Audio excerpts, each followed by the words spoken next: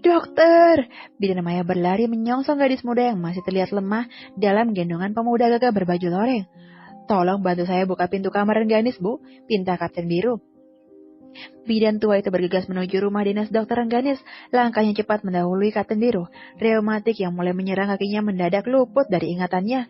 Bidan Maya sempat melirik laki-laki bermata sayu yang memandanginya penuh arti dari jauh. Laki-laki itu tetap berdiri di depan mobilnya tanpa berani mendekat. Ia tak bisa membohongi hatinya yang tetap bergetar saat melihat wanita berkulit sawo matang yang dulu sempat menjadi bagian hidupnya. Bidan Maya menutup mata, wanita itu mencoba mengabaikan perasaan yang berkecamuk di dalam hatinya. Masih terasa cinta dan sakit hati yang hadir bersamaan, menguap ke permukaan saat memandang laki-laki tua yang masih terlihat penuh wibawa itu. Silahkan Kapten, Bidan Maya mempersilahkan Kapten Biru membawa Dokter Rengganis masuk ke dalam rumah dinasnya. Tolong ambilkan air hangat, Pak, pinta Bidan Maya pada Pak Hari.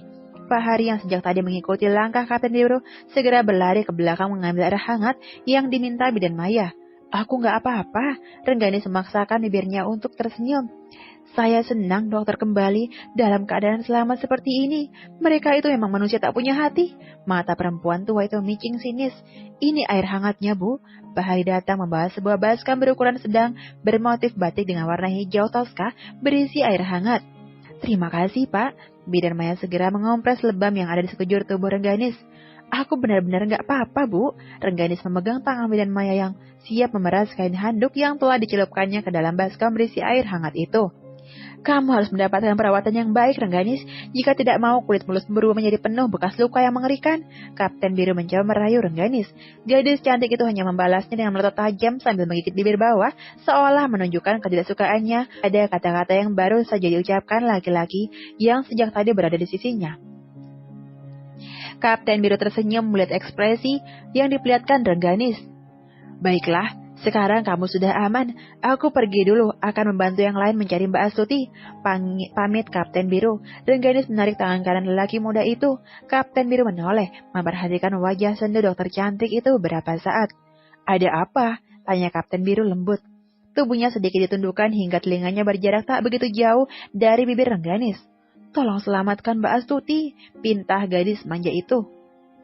Ya, sebagai gantinya kamu juga harus segera membaik saat aku kembali membawa Mbak Astuti. Perintah Kapten Biru. Tangannya membelai rambut Rengganis yang lembut, sementara gadis itu membalasnya dengan anggukan kecil. Terima kasih.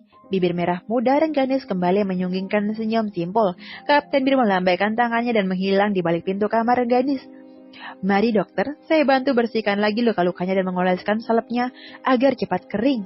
Tangan Bidan Maya bergerak dengan sangat lincah meski usianya tak lagi bisa dibilang muda. Sambil mengoleskan obat ke seluruh luka-luka dokter Rengganis, otaknya kembali berpikir.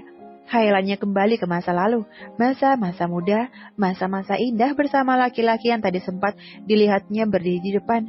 Mau numpang tanya, Pak, kalau mau ke desa Pringjaya saya harus lewat mana ya? Tanya Bidan Maya muda yang baru ditugaskan di Puskes Desa Pringjaya pada dua orang laki-laki yang dijumpainya di depan halte bus tak jauh dari pasar kabupaten. Anda bidan baru di Puskes ya? Tanya Hasbi. Pemuda hitam manis yang baru pulang dari pondok pesantren Nurul Quran. Hasbi juga sedang menunggu angkutan kota menuju ke kampungnya, Sidora Harjo, yang letaknya berdampingan dengan desa Pringjaya, tempat bidan manis itu akan berdinas. Kok tahu? Tanya Bidan Maya penasaran. Sudah lama puskes desa kami tidak memiliki tenaga bidan dan beberapa hari lalu saya dengar dari salah satu teman saya, desa Pringjaya akan kedatangan bidan muda. Jelas Hasbi, hari ini memang mereka bertiga kebetulan bertemu, 3 orang yang dipertemukan oleh takdir. Awalnya Hasbi bagian menunggu angkutan yang sepertinya sudah tak ada di sebuah halte bus. Tak lama Hasbi menunggu berhentilah sebuah mobil berwarna hitam milik keluarga Kiamun Hadi yang dikendarai Plenggo muda, pemuda pengangguran yang hanya mengandalkan kekayaan orang tuanya. Hasbi dan Plenggo memang teman kecil.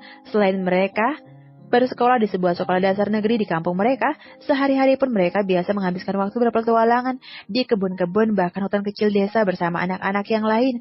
Setelah beranjak remaja, Hasbi yang terkenal ulet dan tekun serta soleh memutuskan untuk meneruskan pendidikannya di sebuah pondok pesantren di luar kota.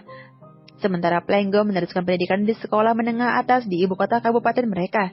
Setelah menyelesaikan pendidikannya di pondok pesantren, Hasbi diminta untuk bergabung menjadi staf pengajar di alma mater tempatnya menimba ilmu. Hanya sesekali laki-laki itu pulang ke kampung halaman saat libur semester atau libur menjelang hari raya seperti saat ini. Plenggo yang melihat Hasbi berdiri sendirian dengan tas jinjing besar di tangan kanan dan kotak kardus berisi oleh-oleh di tangan kirinya berhenti menawarkan tumpangan. Plenggo baru saja menjumpai teman-teman semasa sekolah di ibu kota kabupaten ini. Dia datang untuk reuni sekolah. "Ikut kami saja, mau?" tanya Plenggo. Bidan Maya tampak memperhatikan kedua laki-laki di depannya dengan seksama. Ia ragu, ia takut mereka memiliki niatan buruk padanya. "Tenang saja, kami orang-orang baik kok," ucap Plenggo seolah-olah bisa membaca pikiran Maya. "Iya mbak, saya sejak tadi menunggu angkutan tapi sepertinya tidak ada, kita telat." "Maksudnya bagaimana ya mas?" tanya Maya yang betul-betul tak tahu seluk-beluk desa yang akan menjadi tempatnya tinggal barunya kelak. "Wah, Mbak belum tahu ya. Kalau Pringjaya itu termasuk desa tertinggal, Mbak. Hanya ada 2 angkutan yang masuk ke sana dalam sehari. Satu di pagi hari sekitar pukul 7 atau 8, yang satunya pukul 12 atau pukul 1 saja." Jelas Plenggo dengan gayanya yang meyakinkan. "Betul, Mbak. Semakin cepat muatan penuh, maka semakin cepat pula mobil berangkat. Tadi saya tiba di sini pukul 13.15 WIB. Mobil sudah tidak ada, pasti sudah berangkat," tambah Hasbi. Maya melirik jam tangan miliknya, jarum pendek telah berada di angka 4. Ia menunduk mempertimbangkan apakah harus menerima tawaran 2 laki-laki yang tidak dikenalnya ini. "Bagaimana mbak, apa mau ikut? Kita harus cepat kalau tidak mau kelamaan di jalan. Jalanan sedikit rawan di malam hari." Plenggo tersenyum. Laki-laki itu telah menaruh hati pada bidan muda yang terlihat sangat baik. Maya mengangguk pertanda menyetujui tawaran Plenggo. Mereka bertiga segera naik ke atas mobil. Bidan Maya tampak kesulitan mengangkat koper besar berisi pakaian dan peralatan-peralatan lainnya. Hasbi dengan gesit mengambil alih gagang koper untuk membantu Maya. Tanpa sengaja, tangan Hasbi menyentuh tangan Maya yang sedang memegang kopernya dengan erat.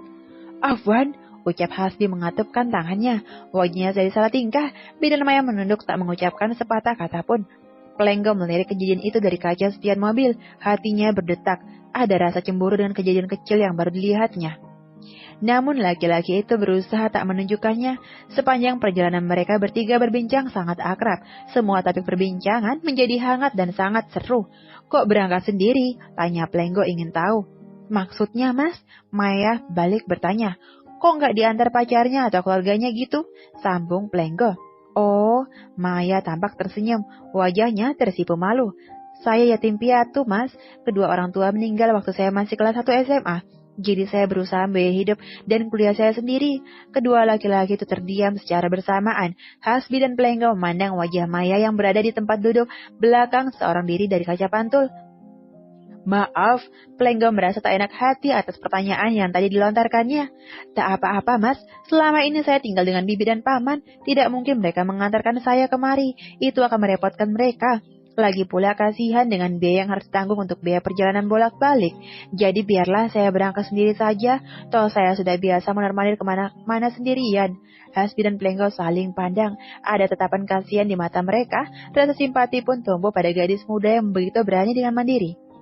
"Kami akan membantumu merasa nyaman di desa yang baru kamu kenal." Hasbi mengalihkan pokok perbincangan. Perempuan berambut panjang yang diikat rapi model ekor kuda itu mengangguk. Ia senang mendapatkan teman baru di hari pertamanya datang ke desa Pringjaya. Ia berharap ini akan menjadi awalnya yang sangat bagus pekerjaan di sana. "Terima kasih ya, sudah mau menjadi temanku," ucapnya tulus. Kedua laki-laki itu mengangguk serempak. Mereka tertawa bersama. Villa keluarga Plenggo tampak masih ramai dengan prajurit-prajurit berseragam loreng lengkap. Beberapa polisi dari Polsek pun telah datang bergabung untuk membantu proses pencarian Astuti. "Bagaimana? Sudah ada informasi baru?" Kapten Biru mendekati Sersan Leo. "Siap, belum Kapten." "Baiklah, ayo kita cari lagi." Kapten Biru yang baru saja tiba segera bergabung dengan pasukan yang masih sibuk mencari keberadaan Astuti di sekitar villa. Jangan lupa like, subscribe, tekan loncengnya, dan terima kasih sudah menonton.